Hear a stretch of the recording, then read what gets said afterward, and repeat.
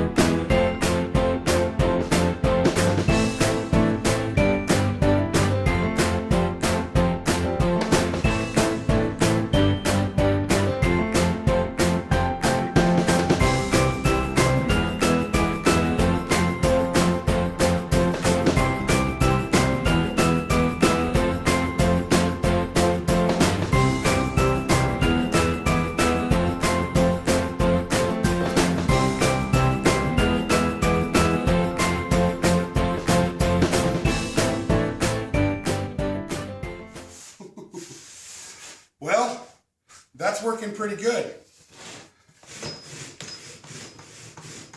I need to steady up this base, maybe put some braces under it, but all in all, I'm pretty happy with it. You know, and obviously this is not a perfect situation. This is just proof of concept. There's about 100 different things that you could do to improve this. And that's one of the cool things about making your own homemade stuff. You can constantly improve it and you come up with new ideas while you're building it. And that's really, you know, that's a good thing. Thanks for watching, guys.